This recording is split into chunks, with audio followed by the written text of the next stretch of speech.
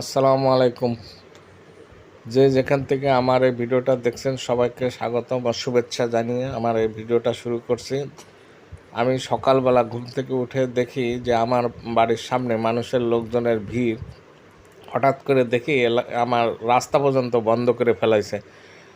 দেখেন আমার পাশে আমার ফুপুর ঘর, এই হলো আমার ঘর।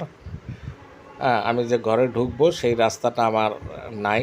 হঠাৎ করে দেখি এলাকায় পোলাপানের একটা ক্রিকেট টুর্নামেন্ট শুরু হয়ে গেছে এবং এখানে একটা মেলার মতো দোকানপাট বসেছে গ্রামের মধ্যে। তো গ্রামের ছেলে মেয়েদেরও যে কত সুন্দর একটা ক্রিকেট খেলার প্রতিভা, আমি তো গ্রামে খুব কম যাই। হঠাৎ করে দেখলাম যে আমার মানে বাড়ির সামনেই একেবারে ঝালমুড়ি বানানো শুরু করে দিয়েছে। তখন আমি বললাম যে ভাই, আমার একটু রাস্তা সাইডে দোকানটা দিবেন না? বলতেছে ভাই, ভিডিও করলে পয়সা লাগবে।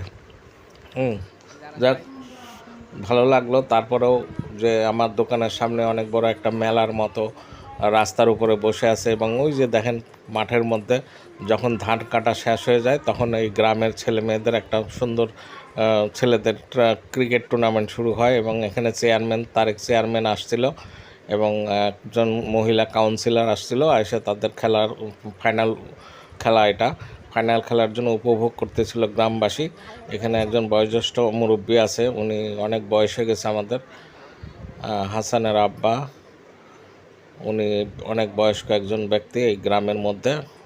আল্লাহ ওনার হায়াত দারাজ করুন। আমি ওনার জন্য দোয়া করি যে উনি এখনও বেঁচে আছে। ওনার বয়স কিন্তু অনেক হয়ে গেছে, 100-র উপরে কাছাকাছি, না হলেও 100 হবে হয়তো, আনুমানিক, আমি জানি না। তো এখান থেকে দেখেন পিচ্ছি পোলাপান আমাকে দেখে আবার লুকাইলো। তো ওকে জিজ্ঞেস করলাম যে তুমি এখানে লুকাইছো কে? কেন? শরমের ঠেলায় ওদিক দিয়ে সরে গেল। হ্যালো ওসমান, আমার ফুফাতো ভাই, ওর ভাইয়ের ছেলে। তো এখানে বেশ মোটামুটি বাজারের মতো শশা টশা, বড়ই টরই, ঝালমুড়ি, বিভিন্ন রকমের দোকান নিয়ে বসেছে এবং ক্রিকেট টুর্নামেন্টটা শুরু হবে এখানে।